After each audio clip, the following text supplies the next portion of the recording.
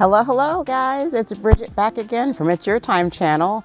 And I thought that I was gonna wear my same scrubs this time because I think I wanna still stay in the vein of the nurse as the warrior. Because that's kind of who we are. I did a whole series about it was called the Capricorn Chronicles, and it was related to a journal that I'd gotten for a gift. And it had an insert that had different topics that would make you think about what you'd want to journal in case you didn't have a direction. And those videos are very entertaining, and they will kind of help you get to know who I am as a person. I'm going to share with you a bit of my nursing career now, just so you can know who I am, know what I have to offer, so that if you do know other people, and I just want to invite you, before I forget, to like, share, and subscribe to whomever you think this might be helpful for, any healthcare professional, any nurse, anyone aspiring to be a nurse, or anyone that just wants some good information from a nurse. People tend to like to talk to nurses.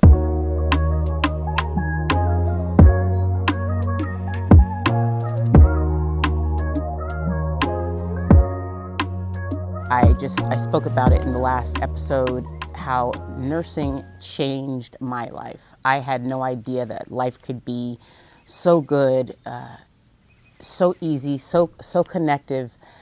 When I first decided, to even look at a career when I was younger, I wanted to be a business person. I wanted to, dress up nice and go on trips and travel. And, but who knew? I didn't even know what I wanted to do, but I wanted to be an executive, right? But my mom told me to go on down to the college that my Aunt Neat had been a nurse, and that there was a shortage for nurses. Check it out and see. And when I got down there to the admissions office, it was true. They were recruiting for nursing students, and that was back in 1986, 87. I graduated and got my nursing license in 1990. Also the same year that my daughter was born. Go figure what was going on that year. A whole lot happened in that year or two leading up to that. I'd lost my mother the year before, and found myself pregnant, and ended up finishing nursing school pregnant. And that was quite a thing. And I know a lot of nurses find themselves with families, having children during nursing school, raising children through nursing school, the before, the after. So you can do it any which way. But I'm really grateful that I did it the way that I did it, that my daughter I was done with nursing when she was born. I mean, I sat my last clinical day in labor. Kid you not. I was like, oh. Back then, they were the clinical instructors were mean. They were mean. Their job was to weed out the weak. Okay, so 9 months pregnant, waddling around. Nope, you cannot miss. You can't be sick. And you know how when you're pregnant, you don't feel good all the time. I mean, you're not sick, but you don't always feel like learning and pressing, for clinical days and studies and tests and papers and all that. But that's just the way it worked out for me. That's what was going on. So she was born April 29th of 1990, and I marched in May. But our last clinical day was, what was it? She was born on the 29th. I think it was probably like the 25th or 6th, something like that. It was a Friday, yes. And so I was having cramps, but when as it comes time for delivery, when it comes time that you're getting later on, you start to have Braxton Hicks contractions, and your body's getting ready to deliver the baby. So I didn't think anything of it. I'm like, oh, that's what's going on. It's these cramps again, and so I go through clinical, and my feet are swollen and all that stuff. But I get home, and I had lost my mom at that time. She passed away the year before. And I was, leaning heavily on my family members at that time. I had really good aunts, and my sister-in-law. I remember calling my sister-in-law, and I told her, I was like, I feel a little funny. I'm having these cramps. So they were checking up on me because they knew it was getting to be time, and I was going to nursing school, and they also knew that I was really missing my mother. It was a hard time, and I was telling her that I was having these cramps, right? And she said, "Really? How often are you having them?" And I was like, "Oh, like every 5 minutes or so." And she said, "Really? Every 5 minutes?" And I was like, "Yeah, like every 4 or 5 minutes." So I was so in tunnel vision, didn't even know that I was in labor. And she was like, "I think that you probably need to get to the hospital, or tell the doctor, call somebody, tell them that you could possibly be in labor." I'm like, "Really? You think so?" So yeah, I start that whole trip, and that was a whole weekend of back and forth at the hospital. Ended up with having to have my daughter a cesarean because I'd never. My body did not do the right things. My cervix didn't dilate all the way, and I had exhausted myself for 48 hours and couldn't even consent to say, yes, you can start a Pitocin drip on me at Sunday afternoon, because I had been in labor from Friday, and I mean full on, like it was like hard labor and then it would go away, hard labor and go away. So yeah, all the things. Getting back to that, so just that's part of where I started my nursing career. As a single mom, kind of alone. I was, in a relationship with her dad at the time, but my mom wasn't there. I did have some family support, and they really did show up for me. And I'm grateful. My God, I'm grateful. I don't know what I would have done without them. My aunt, one of the ones that I was probably one of the closest to, my Aunt Ellen, she actually kept my daughter for me the first 3 months. Yeah, the first 3 months. I was living in New York, and I got a job in New Jersey. So I got my license in New York, got reciprocity for New Jersey right away, because I got my first nursing job in New Jersey, right? So I worked in New York, New Jersey, Philadelphia,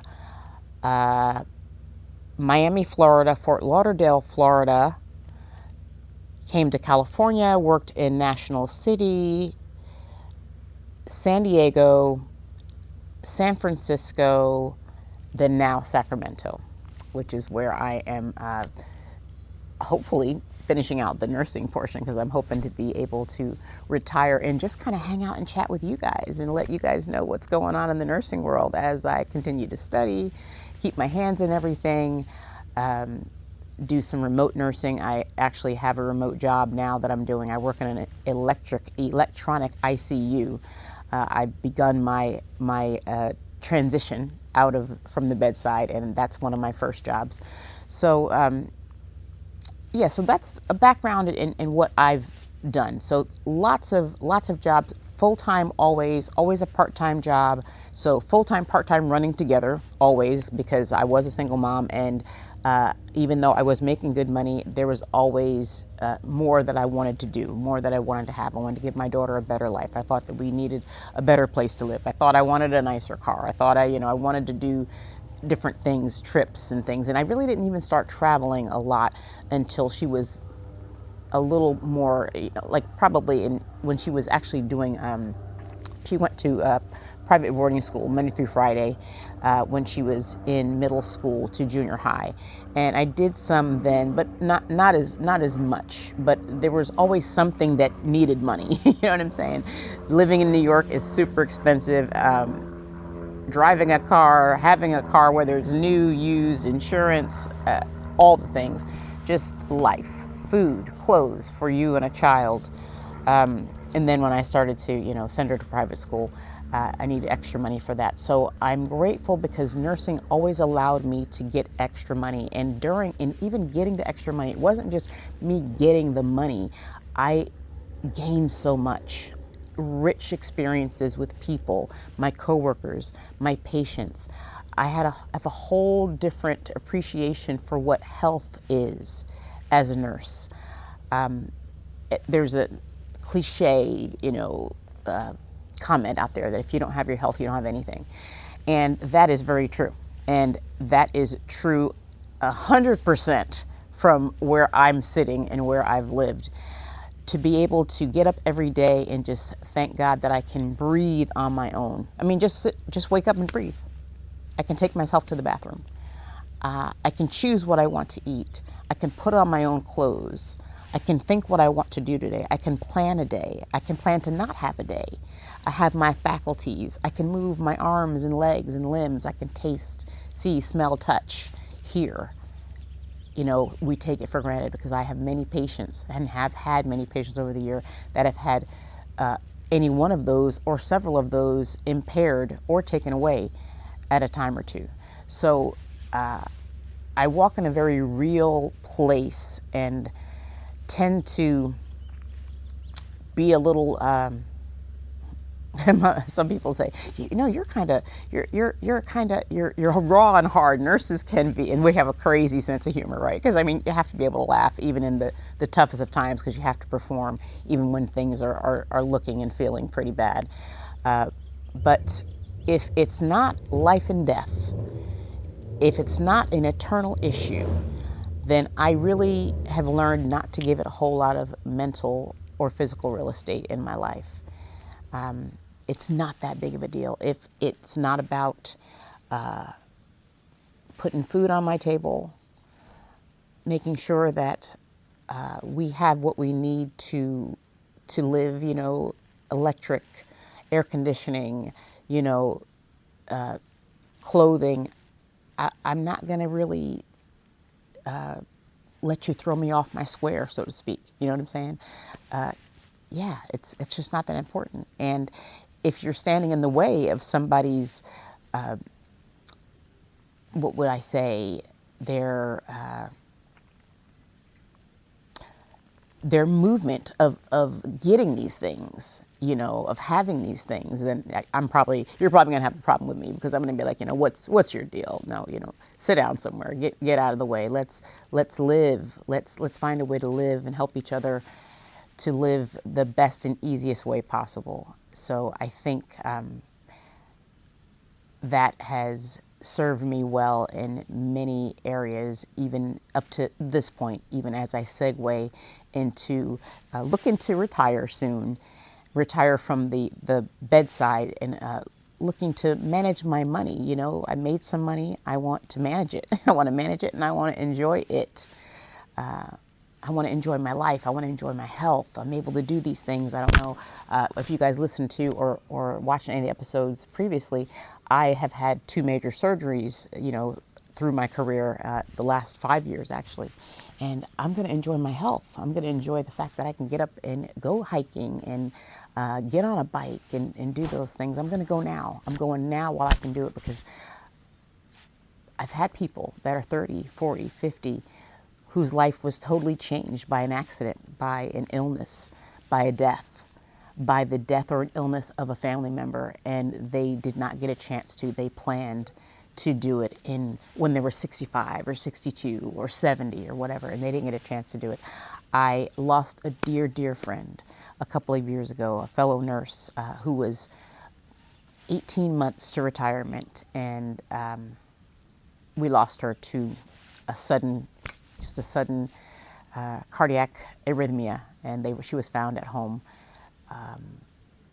pretty much gone, but took her to the hospital, and she lasted a few days there, and the family decided to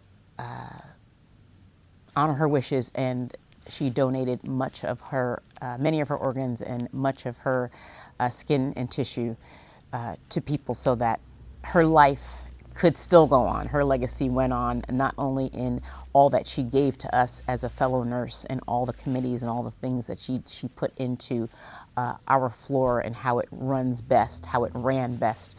We worked in a neuro ICU in my last 15 years of my career, and she was fabulous. And I decided after that, I just was not going to do that, whether it be me or my honey, anyone around me that would need my help and care. I'm going now while I can. You hear what I say? Gone, running out of there. You know, 36 years has been good, and it's enough. And that's taken me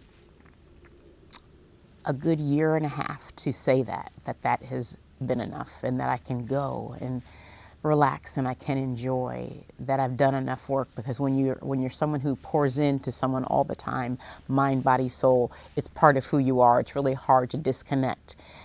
But I would be standing in my own way, and I would be one of those people that I just spoke about, about getting in the way of someone living their best life if I were to not be wise and make this move. So just a little bit about me. And again, I will be setting up a course. I'm actually working on this course as we speak, just to kind of help you put everything together in one place. If you're thinking about being a nurse, if you are a nurse, if you need to get yourself back on track, need to be aligned, if you're starting to feel burnout, how to take care of yourself, how to prioritize yourself, how to budget, even when you feel like you can't even save $5 because everybody needs something from you. You're working maybe a job that doesn't pay a lot. You're working hard. You're not understanding, why your body's feeling this way. Just sharing some things about diet, exercise, spirituality, and to give you some tips with how to choose in your career, how to choose your specialty, how to interview well,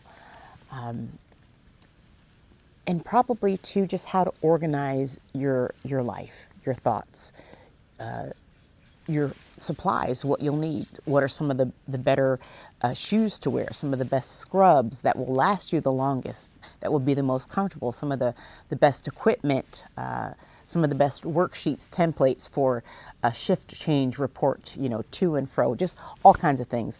But I hope to be able to condense it in a nice little pretty package for anyone that's either starting nursing, in the middle of nursing, or transitioning out of nursing. That is my goal. So I hope that this helps somebody today.